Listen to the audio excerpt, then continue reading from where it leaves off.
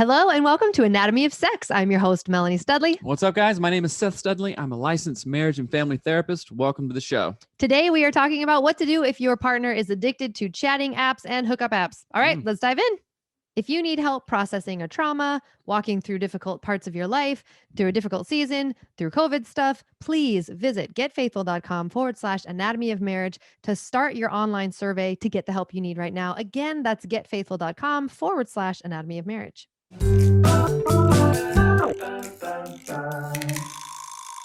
right, guys, we are diving into today's episode. We are going to answer a question that was sent in through our app. And here it goes. It says, my husband and I are in love, but how could he? My husband is attentive, loving, caring, kind, etc. Everything I ever wanted. But I think he's addicted, I guess you could say, with going online in chat and hookup apps. I know for a fact physically there has been no cheating. What should I do if I find out that he is cheating? And then what? Well, he says he don't.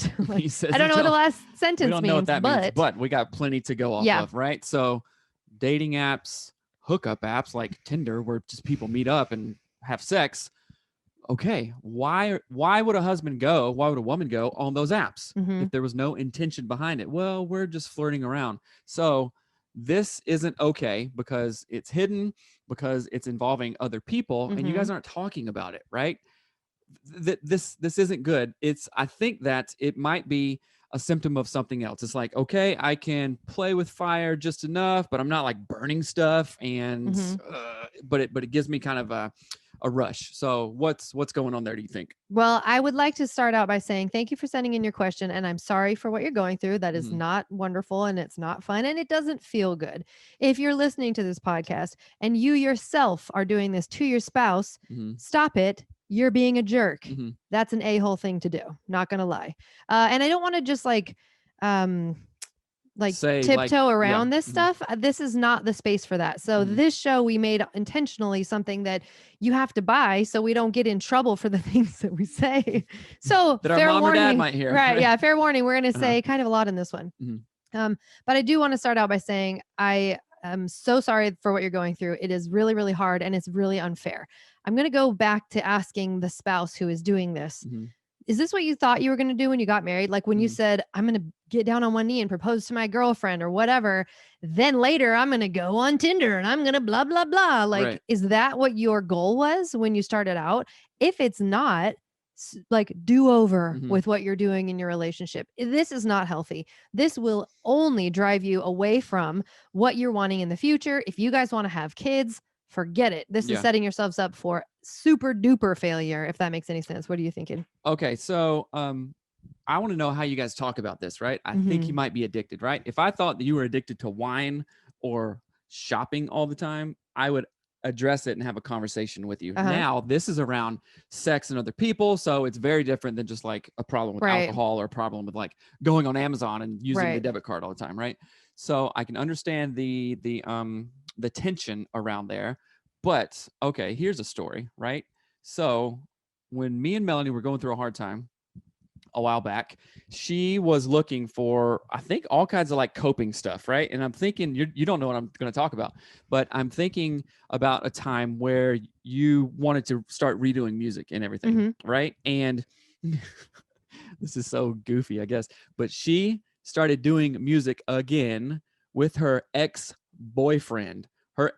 While we were married, and we had hardest time of our marriage, right? And while we were arguing and all this stuff, and like I acquiesced to it because I thought, okay, I don't want to cause problems. I know how important music is to her, but then and I have nothing against the dude. He's just a dude who wanted to do music. Probably not. So I'll take that back. But he would come over. He came over like twice, and I was like, this is so awkward. And then finally, I wrote him a letter. I was like, we are not doing this anymore. And I told you, we are not doing this anymore. And it wasn't like, hey, do you want to stop doing this? No, it was something like, get that shit out of here. This isn't helpful. So I really I don't care what you think, Melanie. Right. I know that this is so stupid and so dangerous and so ridiculous that I'm saying I'm taking this and throwing it in the river. And I literally don't care what you say. Right. And that was the right thing to do. Exactly. And it's interesting because, my neighbor is my best friend, and she and I were talking about when people are in sort of a state of dysfunction. So we were talking about someone who was dealing with depression. They tend to do the exact thing that is unhealthy for them. It's like their mind just goes, bloop, and then they do the dumb thing, they do the bad thing, they do the thing that makes everything worse. So in this scenario, it sounds like he's needing some coping skill, or he probably was just addicted to this crap before y'all got together, and he doesn't know how to deal with it. And so stupid brain is being clicked on, which is what was happening. Boner brain. Oh gosh, that was not. And that we can say it on this. It doesn't matter. I don't know that it applied there, but so that was what was going on. Like when I was depressed, I was going through all this crap, but I also wasn't being smart. I also wasn't being a grown up. I wasn't sort of like taking responsibility for my part of the whatever. I was just being like a baby, stupid minded person going, I don't know, like give me the thing that I want, and then making everything worse. So I'm very glad that you decided to throw that in the river, as you said. You're right. And I think that that's what needs to happen here. And thankfully, we have made a tool. If you haven't gotten the Anatomy of Marriage app, Anatomy of Marriage is our other show. And if you haven't got our app, it's called the Anatomy of Marriage app. And inside of the app, there is a tool called the clearing structure. You'll never be able to see it. The camera will never focus on it. But it's called the clearing structure. It's in the toolbox of the Anatomy of Marriage app. And this gives you a way to clarify why something bothers you. So this is a tool that we use. It's a therapeutic tool that we sort of rearranged in the app to work for couples, so that you can fill it out in the app.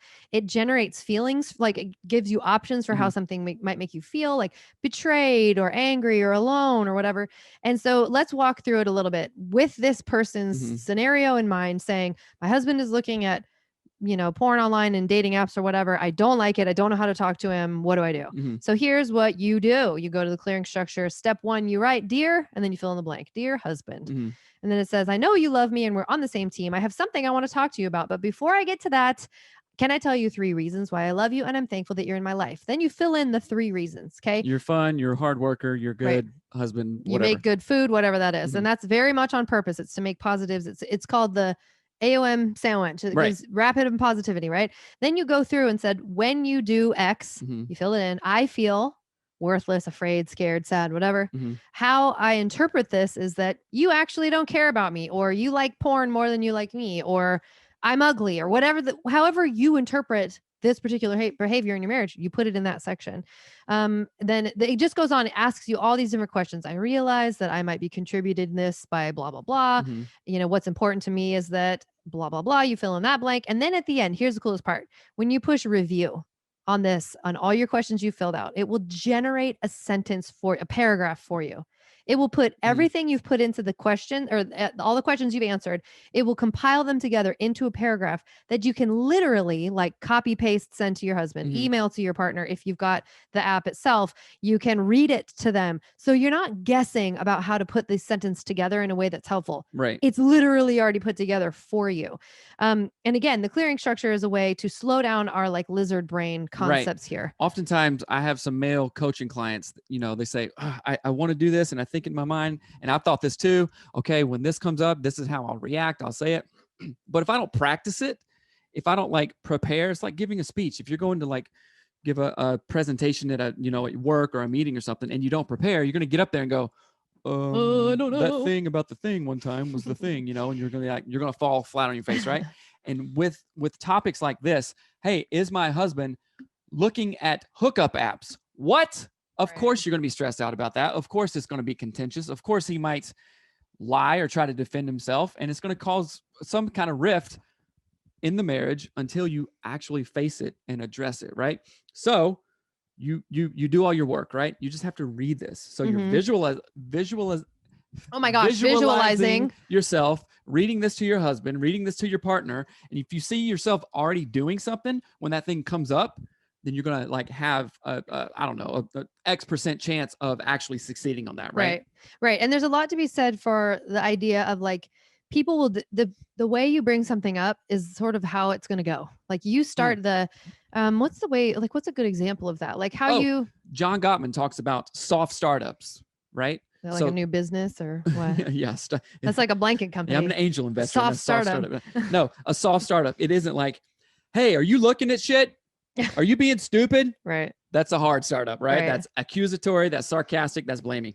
But a soft startup would be exactly the use of the clearing structure, Right. like the AOM sandwich, right? Yes. So it's a soft startup. Hey, I really want to talk to you about something. So when we find a chill time to do this and our brains are kind of relaxed, let's go for it. But I think the way that I look at it is, let's say there's two people in a room and you want to dance. Okay, this is gonna sound so strange, but the way that you choose to dance is the way that the whole rest of the evening is gonna go. So I think of what's that called? Like at a emo shows where they like hardcore dance.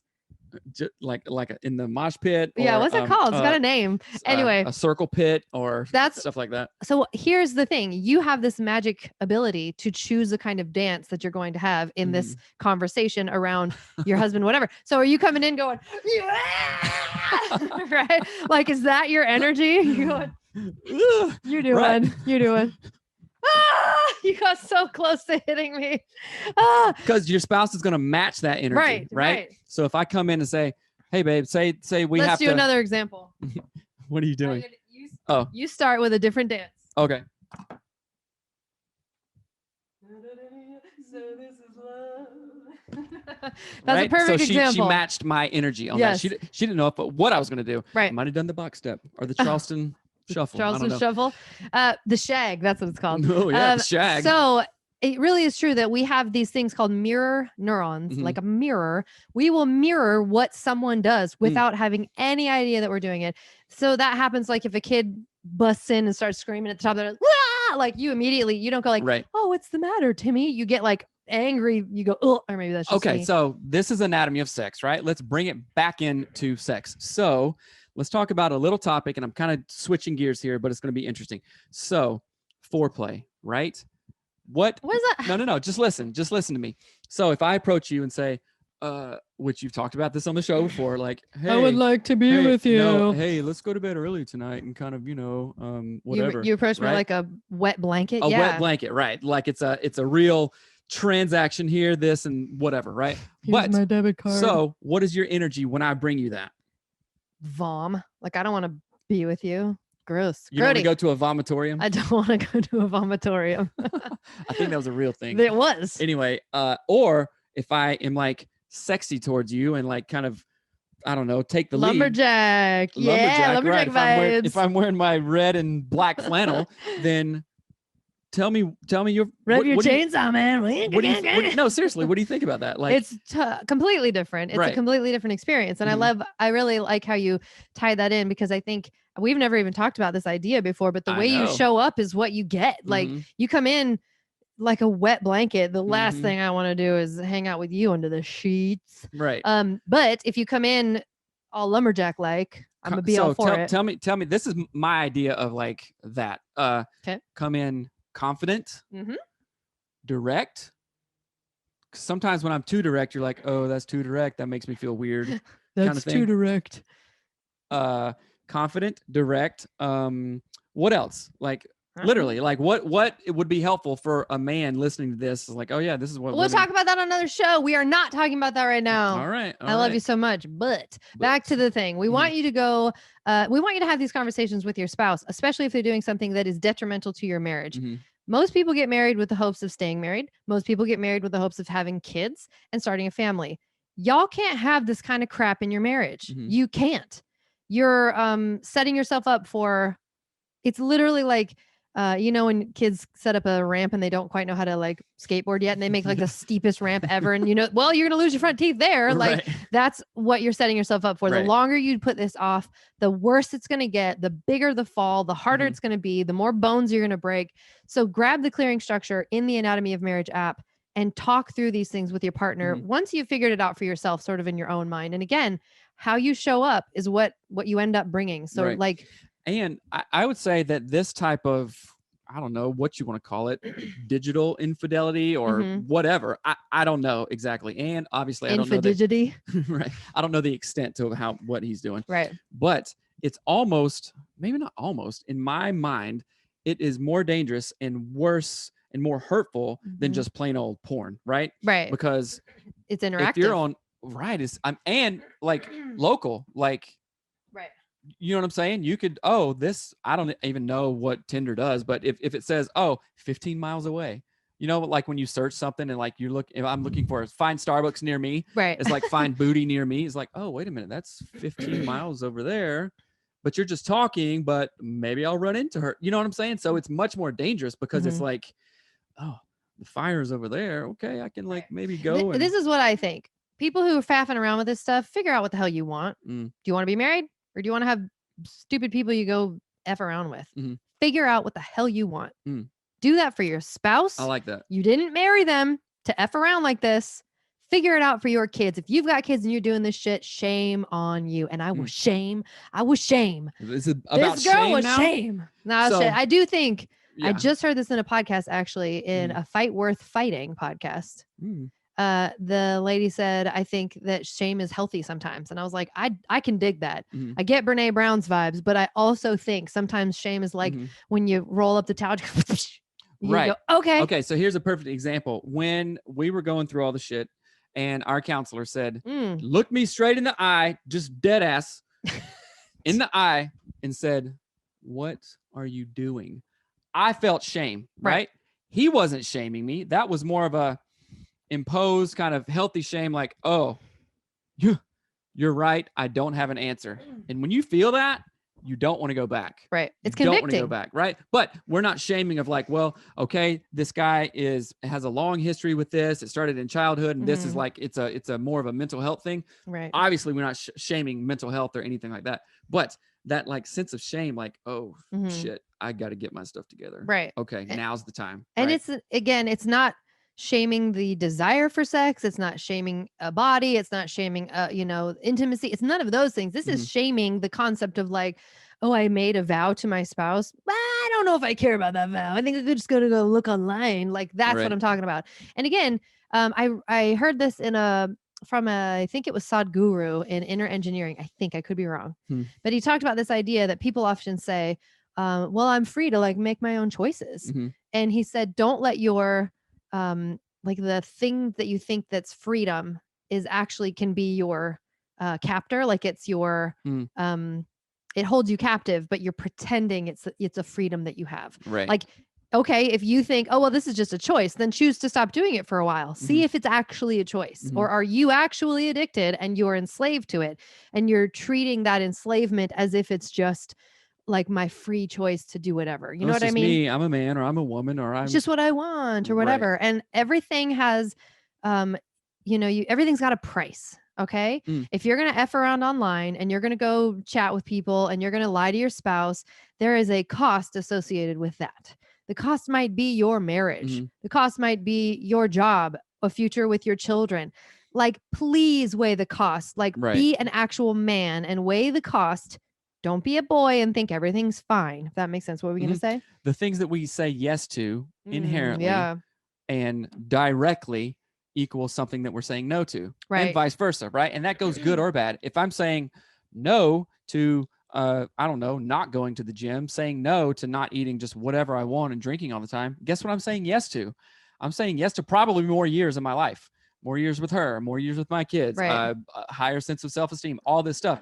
And if I'm saying yes to that, then I'm saying no to, I don't know, early death, or who knows what, you know what I'm saying? So what you say yes to, if you say something that you say no to. If you say yes to hookup apps and all that garbage, you say no to your spouse. Right. If you say yes to that stuff, you say no to your family. If you have small children and you say yes to the lady you're sleeping with, you say no, bye-bye to your own offspring. That's stupid. It's not great. Please stop. Get help. If you need counseling, here's a great thing. We have partnered with Faithful Counseling. You can go to getfaithful.com/anatomy of marriage to get help right now. They have an online quiz. It's totally free. If you go to getfaithful.com/anatomy of marriage, you can take the quiz.